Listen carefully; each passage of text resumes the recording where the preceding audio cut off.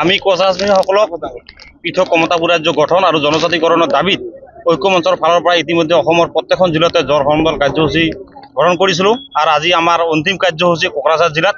কিন্তু আমি আজি ইয়াত দেখিবলৈ পাইছোঁ যে অসমত বেলেগ জিলাত এটা আইন চলে, কোকৰাঝাৰ জিলাত এটা বেলেগ আইন চলে নেকি? কাৰণ আমি যেতিয়া প্ৰশাসনৰ পৰা জ্বৰ সমদলৰ অনুমতি বিচাৰিছিলোঁ, প্ৰশাসনে আমাক জ্বৰ লৈ অনুমতি দিয়া নাই, কিন্তু আমাক সমদলৰ কাৰণে অনুমতি দিছিল আৰু কৈছিল আপোনালোকে সমদলটো কৰিব পাৰিব। কিন্তু আমি দেখিছোঁ যে সমদলৰ কাৰণে আমাক টাইম বান্ধি দিছিল 2:30 বজালৈকে দিনৰ, আৰু অৰ্ডাৰটা ওলাইছে 3:30 বজাত। এইটো কেনেকৈ সম্ভৱ? আমি 2:30 বজাত কেনেকৈ প্ৰতিবাদী সমদলটো কৰিম? এতিয়া আমি প্ৰশাসনক জনাই দিছোঁ যে আমাৰ এই প্ৰতিবাদী সমদল শান্তিপূৰ্ণভাৱে কোকৰাঝাৰ চহৰ ভ্ৰমণ কৰিব আৰু আপোনালোকে ইয়াত বাধা দিয়াৰ অধিকাৰ নাই। কাৰণ আমি আপোনালোকৰ ফালৰ পৰা অনুমতি বিচাৰিছিলোঁ আৰু আপোনালোকে দিব বুলি কৈছিল, কিন্তু আপোনালোকে হঠাৎ 3:30 বজাত এটা অৰ্ডাৰ ওলাই দিলে যে আপোনালোকৰ 1টা বজাৰ পৰা 2:30 বজালৈকে ভিতৰতহে আপোনালোকে টাউনত প্ৰতিবাদী সমদল উলিয়াব পাৰিব।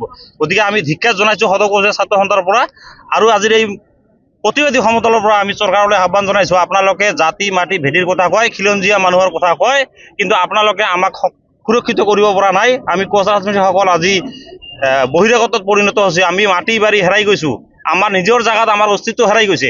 আমি কেনেকৈ জীয়াই থাকিম? আপোনালোকে যদি আমাক সংৰক্ষণ কৰিব বিচাৰে, সুৰক্ষিত কৰিব বিচাৰে, তেনেহ'লে জনজাতিকৰণ বিকল্প নাই। আমাক জনজাতিকৰণ লাগিবই, নহ'লে নামনি অসম একালত হেৰাই যাব। গতিকে আমাৰ দাবী হ'ল যে আমি যিহেতু জনজাতিকৰণৰ যোগ্যতা আছে, যিহেতু আমাক 96ত এবাৰ জনজাতিকৰণৰ মৰ্যাদা দিছিল, আৰু 2019 চনতে যিহেতু আমাৰ বিলখন প্ৰজাতিসকলকে আদি কৰি 6 জনগোষ্ঠীৰ জনজাতিকৰণৰ বিলখন ৰাজ্যসভাত গৈ পাইছিল, নিশ্চয় আমাৰ জনজাতিকৰণৰ অধিকাৰ আছে, আমি সংবিধানিকভাৱে এইখিনি প্ৰাপ্য। গতিকে আমাক কিয় জনজাতিকৰণ দিয়া নাই? আমি কিয় জনজাতিকৰণৰ পৰা বাৰে বাৰে বঞ্চিত কৰি আহিছে?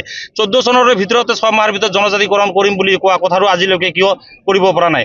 গতিকে আমি আজি শেষবাৰৰ কাৰণে এই কোকৰাঝাৰ জিলাৰ পৰা প্ৰতিবাদী সমদলৰ পৰা হুকিয়াই দিছোঁ যে আমাক অতি সোনকালে জনজাতিকৰণৰ মৰ্যাদা দিয়ক, নহ'লে 26ৰ নিৰ্বাচনত আমি গোটেইকেইটা ঐক্য মঞ্চকে আদি কৰি 6 জনগোষ্ঠী ঐক্য মঞ্চৰ ফালৰ পৰা আমি বিজেপি বিৰোধী স্থিতি ল'ম।